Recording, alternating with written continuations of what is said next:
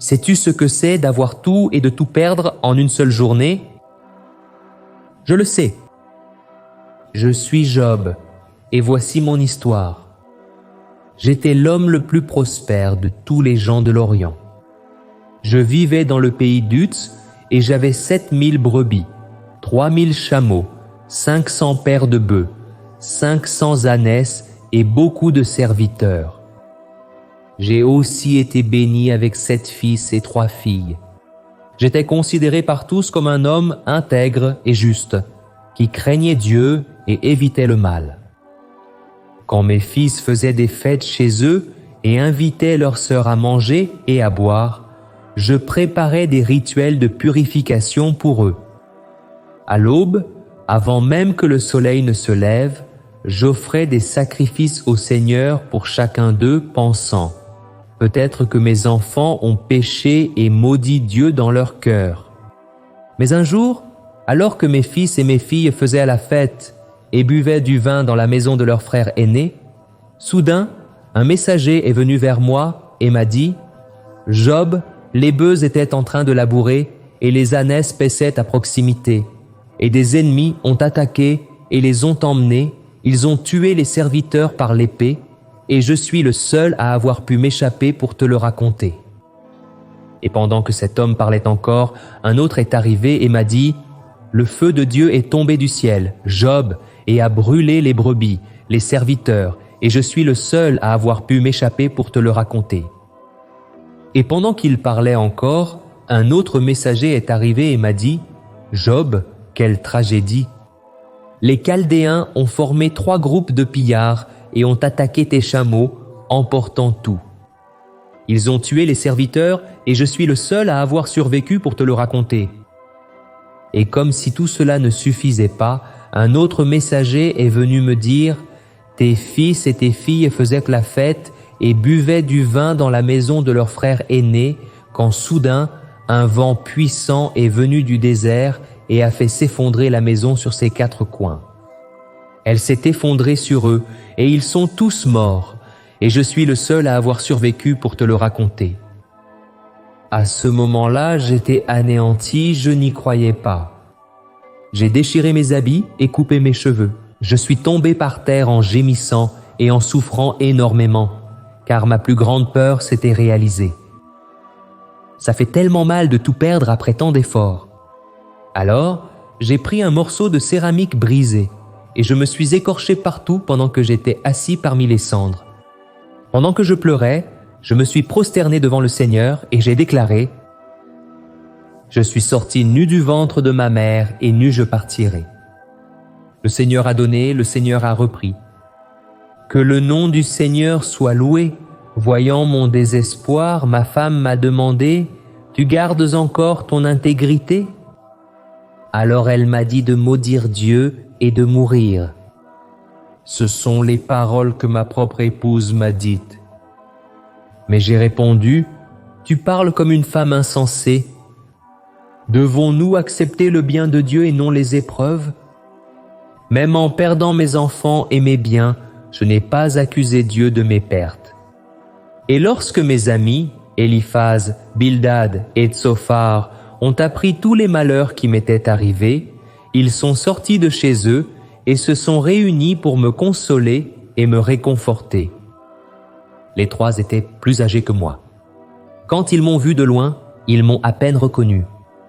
Ils ont commencé à pleurer à haute voix, ont déchiré leurs vêtements et ont jeté de la poussière sur leurs têtes. Mes amis se sont assis par terre avec moi pendant 7 jours et 7 nuits d'affilée.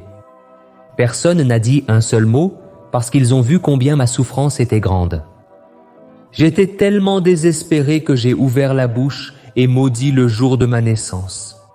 J'ai dit que le jour de ma naissance périsse, et la nuit qui a dit, un garçon a été conçu. Que ce jour devienne ténèbres, que Dieu là-haut ne s'en soucie pas, qu'aucune lumière ne brille sur lui. J'ai commencé à tout remettre en question, je ne comprenais pas pourquoi la vie était donnée à ceux qui sont dans la misère et qui ont l'âme amère. Pour moi, qui était entouré de souffrances, la mort serait un soulagement. Ma seule nourriture serait mes soupirs et mes gémissements, et mes larmes étaient comme de l'eau pour mon corps. Je n'avais ni paix ni tranquillité. Je n'avais pas de repos, seulement de l'agitation. Mon esprit était brisé. Mes jours ont été écourtés. La tombe m'attendait, et ceux qui enviaient autrefois ma prospérité se moquaient maintenant de ma douleur. J'ai dû supporter toute cette humiliation de la part de mes amis. Mes yeux se sont assombris à cause de tant de tristesse. Tout mon corps était comme une ombre. J'ai dit que mes plans avaient été complètement ruinés et mes 3 amis m'ont consolé. Ils voulaient m'aider en expliquant pourquoi Dieu permet aux gens de souffrir, parce qu'ils croyaient que je souffrais parce que j'avais fait quelque chose de mal. Ils disaient que je devais reconnaître mes péchés et demander pardon au Seigneur pour qu'il me bénisse à nouveau.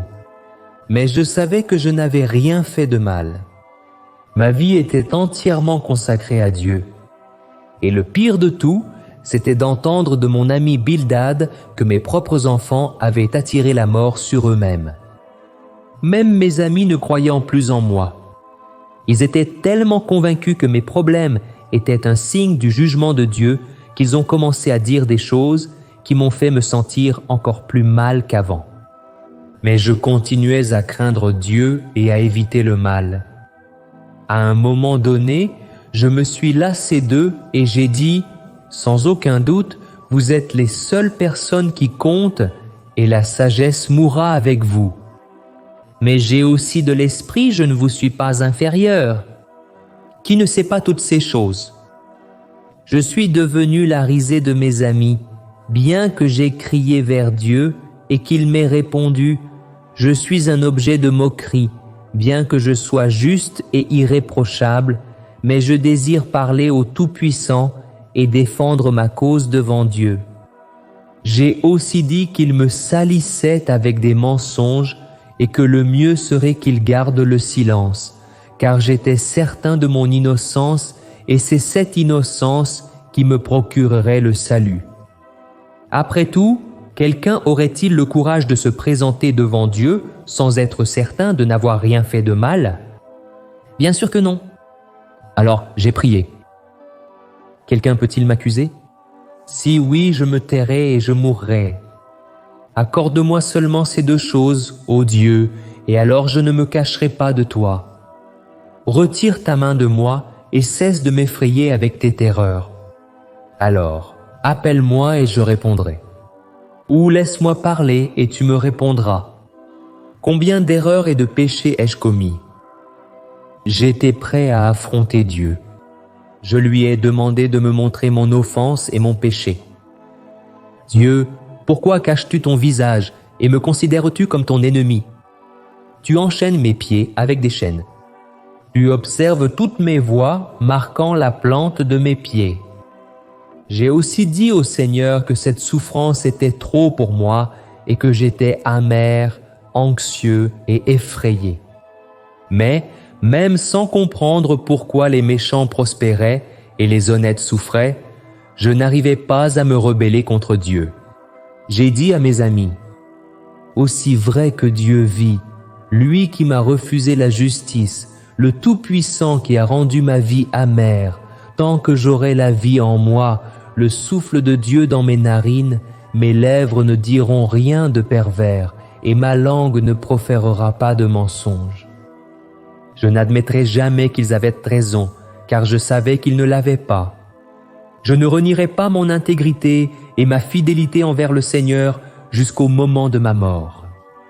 Je savais que j'étais innocent et ma conscience ne me reprocherait rien à aucun moment. Je ressentais beaucoup de douleur, et pas seulement dans mon âme, mon corps souffrait aussi. J'étais couvert de blessures de la tête aux pieds. Comme ça a été épuisant. Et tu sais ce qui était pire? À cause de mon apparence physique et de toutes mes pertes, je suis devenu un exclu social. Les gens traversaient la rue pour éviter de me parler, puisque j'étais assis sur le tas de cendres au bout du village. Même les adolescents se moquaient de moi, mais ce qui me faisait le plus mal, c'était la douleur spirituelle, car je me sentais éloigné de Dieu. c'est la pire des souffrances. Comme c'est terrible lorsque nous croyons que Dieu est loin et qu'il ne se soucie pas de nous. Tu n'as aucune idée de combien j'ai prié, demandant au Seigneur de me parler. J'ai demandé 36 fois qu'il se manifeste en ma faveur, jusqu'au jour où Dieu m'a répondu. Et il a été dur dans ses paroles. Il m'a dit, « Qui est celui qui obscurcit mon conseil avec des paroles sans connaissance? Prépare-toi comme un simple homme. Je vais te poser des questions et tu me répondras. Où étais-tu quand j'ai posé les fondations de la terre? Réponds-moi si vraiment tu sais tant de choses. » Et il a continué à me confronter, disant, « Qui a fixé les limites de ces dimensions? Tu dois sûrement le savoir. Qui a tendu sur elles le cordeau de mesure et sur quoi ces bases ont-elles été posées? Et qui a posé sa pierre angulaire tandis que les étoiles du matin chantaient ensemble et que tous les anges se réjouissaient? Qui a enfermé la mer en lui mettant des portes quand elle s'était lancée du ventre maternel? Quand je l'ai revêtue de nuages et que je l'ai enveloppée de profondes ténèbres? Quand j'ai fixé ses limites, que je lui ai mis des portes et des barrières, quand je lui ai dit « Tu peux venir jusqu'ici ?»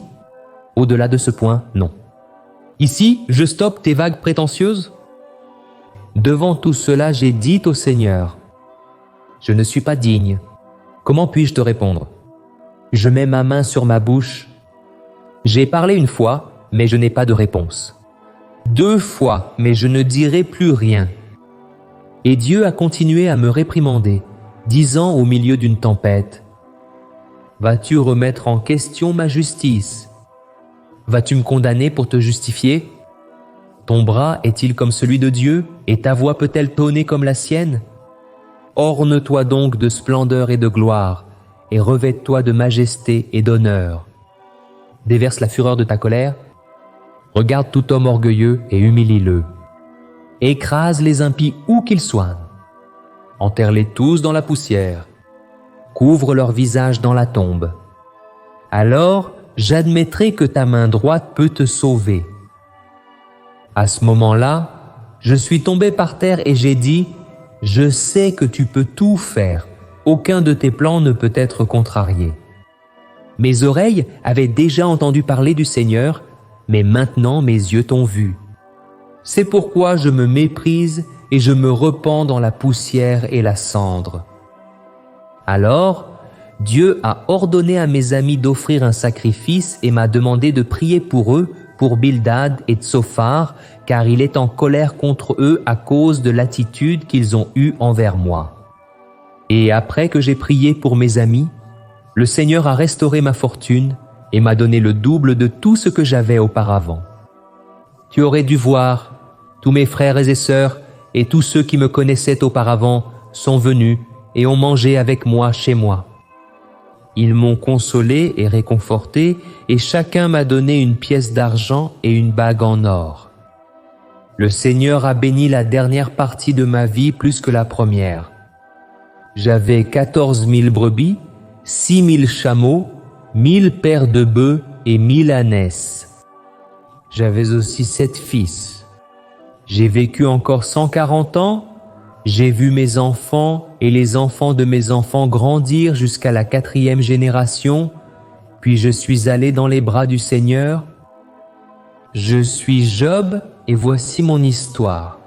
Je suis le pasteur Antonio Junior. Si vous avez aimé cette vidéo, n'hésitez pas à la partager avec vos amis et votre famille. Que Dieu te bénisse, je t'attends dans la prochaine vidéo.